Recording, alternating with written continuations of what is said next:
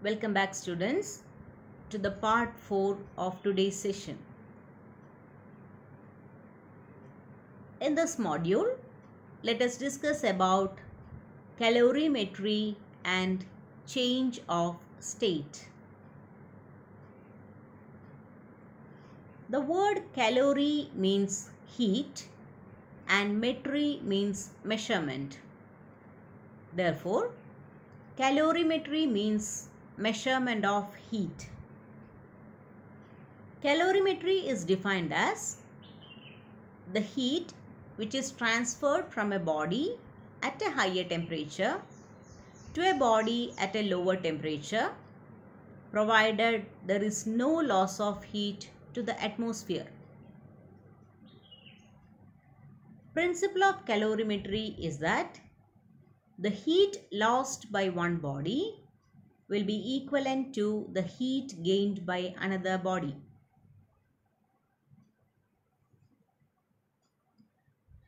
The device which measures calorimetry is known as a calorimeter. Now let us look at the picture of a calorimeter.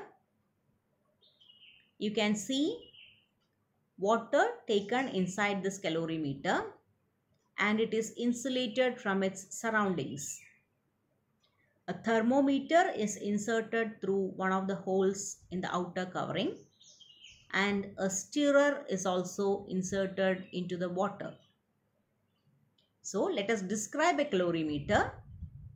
A calorimeter consists of a metallic vessel and a stirrer. Both are made of the same material. It can be copper or aluminium.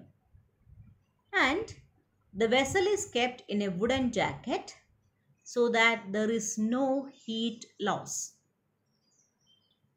A mercury thermometer can be inserted through a small opening in the outer jacket.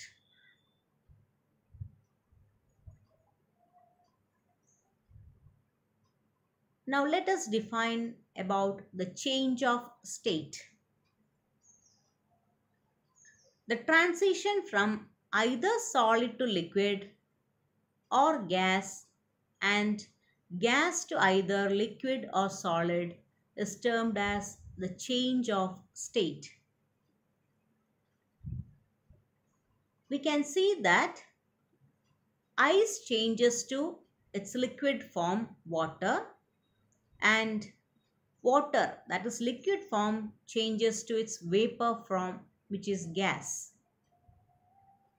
Change from solid to liquid is known as melting, and change from liquid to solid is known as fusion.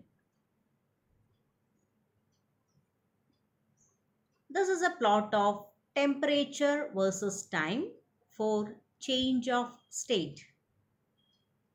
So you can see, let us take the example of an ice cube which is kept in a beaker and heat is supplied to this beaker. Initially, we can see that the ice starts melting. And if you are inserting a thermometer into this liquid, you can see that the temperature will remain a constant till the entire ice has changed to water. That is, during the change of state, the temperature will remain a constant. Then after the entire ice gets converted into water, it starts vaporizing. And in between this time, the temperature of water rises. And when it reaches 100 degrees centigrade, water starts turning to water vapor. And during this change of state also, temperature will remain a constant, as you can see from the graph. And this temperature will remain constant until the entire of the water changes to water vapor. So from this graph, the point to be noted is that during the change of state, the temperature of a substance will remain a constant.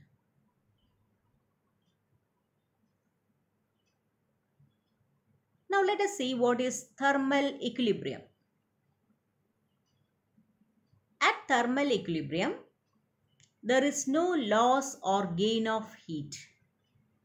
That is, thermal equilibrium is a condition in which the temperature remains constant and there is no intake of heat or rejection of heat to the surroundings.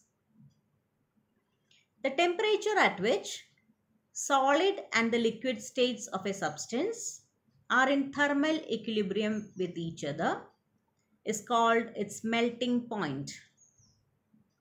The melting point of a substance at standard atmospheric pressure is called its normal melting point. Now let us see what is regulation. Regulation can be defined as the phenomenon in which the freezing point of water is lowered by the application of pressure. In the given diagram, you can see that an ice cube is placed between two wooden cubes kept on either sides, and a metallic string is hung at the center point of this ice cube and weights are slotted at both the ends. You can see that after some time, this string passes through the ice without breaking the ice. Now let us see what is the cause of this regulation. This phenomenon of refreezing of ice can be called as regulation. And let us see the cause of regulation.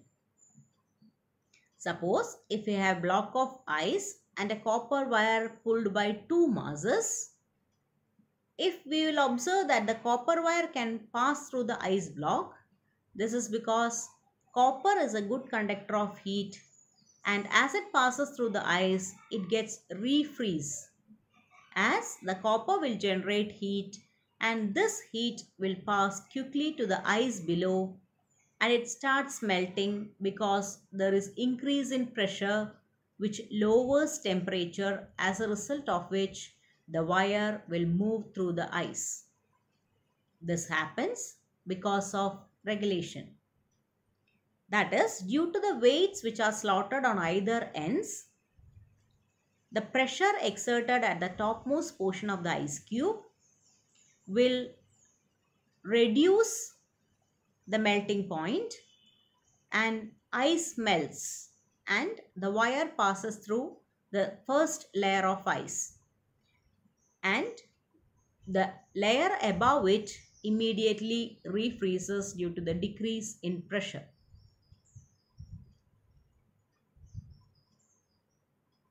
Now let us see what is meant by vaporization.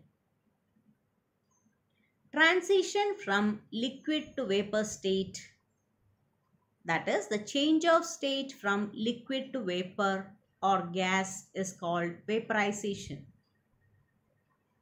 The temperature at which liquid and vapor states of a substance coexist is called its boiling point. Boiling point at standard atmospheric pressure is known as normal boiling point. It depends on nature of the substance and pressure. And boiling point increases with increase in pressure and vice versa. For example, as altitude increases, the density of air becomes thinner and thus exerts less pressure. At high altitudes, external pressure on water is therefore decreased and hence it will take less energy to break the water. If less energy is required, it means that less heat and less temperature, which means that water will boil at a lower temperature. That is why we say that cooking is difficult at high altitudes. Now, let us come to the point of sublimation. Transition from solid to vapor.